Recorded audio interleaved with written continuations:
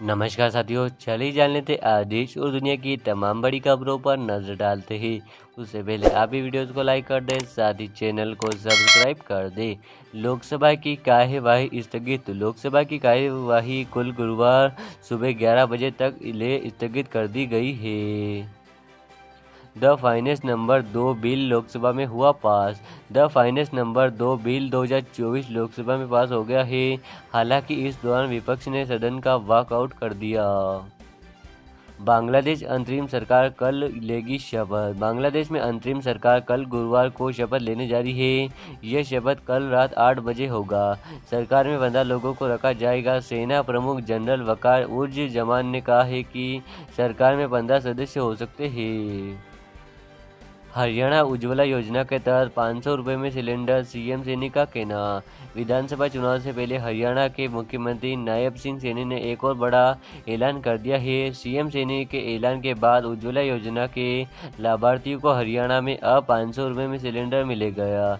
इस फैसले से 1.80 लाख रुपये से कम वार्षिक आय वाले 46 लाख परिवारों को सीधा फायदा होगा। बेटे आदित्य संग दिल्ली पहुंचे उद्धव ठाकरे। महाराष्ट्र के पूर्व सीएम और शिवसेना यूबीटी प्रमुख उद्धव ठाकरे अपने बेटे आदित्य ठाकरे के साथ आज दिल्ली स्थित कांग्रेस के राष्ट्रीय अध्यक्ष मल्लिकार्जुन खड़गे के आवास पर पहुंचे। दोनों नेताओं के बीच महाराष्ट्र में अगले कुछ महीनों में होने वाले विधानसभा चुनाव को लेकर यह अहम बैठक मानी जा रही है। 58.57 लाख लोगों ने अपनी पहली बार आईटीआर फाइल किया, वित्त मंत्री का कहना।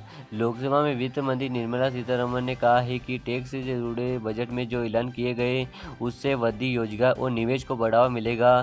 साथ ही यह कहना है गलत नहीं होगा कि कॉर्पोरेट टैक्स व्यक्तिगत टैक्स से कम है। उन्होंने यह भी कहा है कि देश में 58.57 लाख लोगों ने पहली बार इनकम टैक्स रिटर्न फाइल किया है। हरियाणा सिरसा में 8 अगस्त तक एसएमएस मोबाइल इंटरनेट पर रोक। हरियाणा सरकार ने सिरसा जिले में 8 अगस्त रात 12 बजे मोबाइल इंटरनेट और बल्क एसएमएस सर्विस को स्थायी रूप से निलंबित कर दिया है।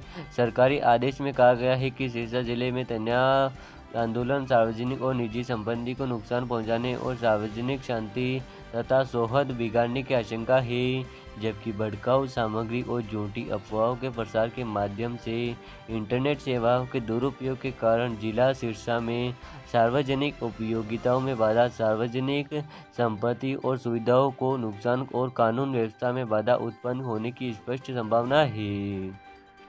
न्यूजीलैंड के दौरे पर पहुंची राष्ट्रपति द्रौपदी मुर्मू। राष्ट्रपति द्रौपदी मुर्मू न्यूजीलैंड के दौरे पर पहुंच गई है। वह कीवी दौर पर ऑकलैंड पहुंची। न्यूजीलैंड के मंत्री टोड मैकले ने राष्ट्रपति का भव्य स्वागत भी किया। संसद भवन में अहम बैठक। संसद भवन में अहम बैठक चल रही है। ये बैठक रक्षा मंत्री राजनाथ सिंह के कमरे में हो रही है। बैठक में राजनाथ सिंह के अलावा गृह मंत्री अमित शाह और जेपी नड्डा भी शामिल है। बैठक में संसद और अन्य राजनीतिक मुद्दों पर चर्चा होने की संभावना है। बांग्लादेश रिहाई के बाद खालिदा जिया का बयान। नज़रबंदी से रिहाई मिलने के बाद बांग्लादेश की पूर्व प्रधानमंत्री खालिदा जिया ने अपने संदेश में कहा है, मैं जब जेल में थी तब आप लोगों ने मेरे लिए संघर्ष किया। दुआ है कि इसके लिए मैं आपकी आभारी हूँ। लंबे आंदोलन और संग्राम के बाद हमें फांसीवादी सरकार को से मुक्ति मिली। मैं शहीदों को श्रद्धांजलि देती हूँ। उन्होंने आगे कहा, हमें एक समृद्ध बांग्लादेश का निर्माण करना होगा। छात्र हमारे भविष्य है, जिन्होंने सपने के लिए अपना खून दिया है।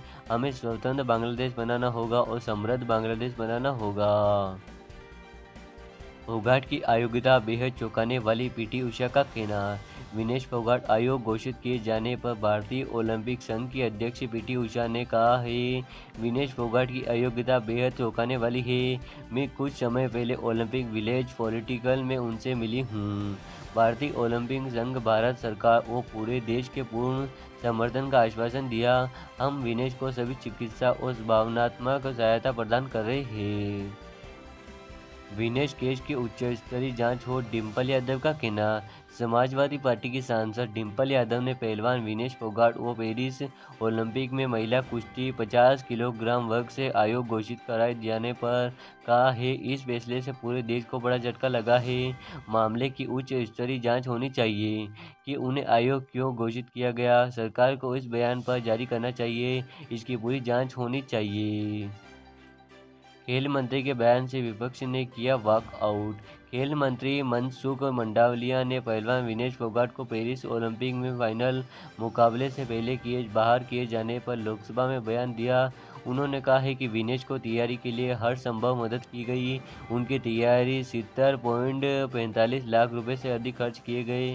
हालांकि विपक्ष खेल मंत्री के बयान से संतुष्ट नहीं हुआ और वॉकआउट कर दिया गया।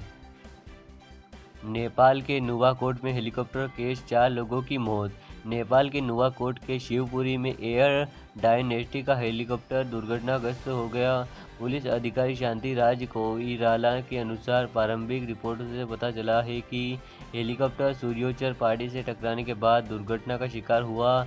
बताया जा रहा है कि हादसे में 4 लोगों की मौत हो गई।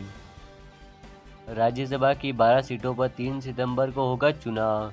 राज्यसभा के खाली 12 सीटों के लिए अधिसूचना जारी कर दी है। 3 सितंबर को चुनाव होगा।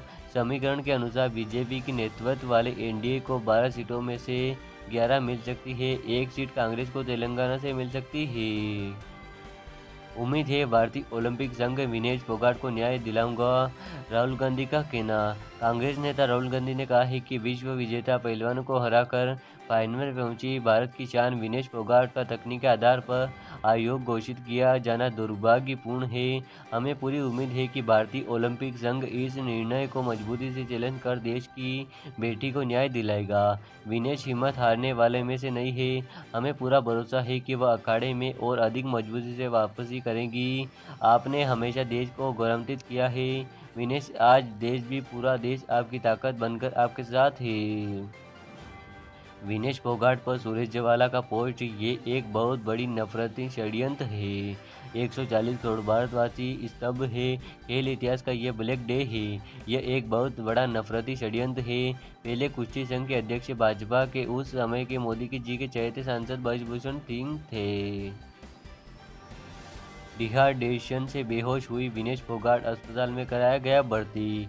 भारतीय दल विनेश फोगाट महिला कुश्ती 50 किलोग्राम वर्ग से आयोग घोषित करार दी गई है, जिसके बाद डिहाइड्रेशन की वजह से फोगाट की तबीयत बिगड़ गई। वो बेहोश हो गए और उन्हें अस्पताल में भर्ती कराया गया। पेरिस ओलंपिक से विनेश फोगाट डिस्क्वालीफाई, संसद में हंगामा।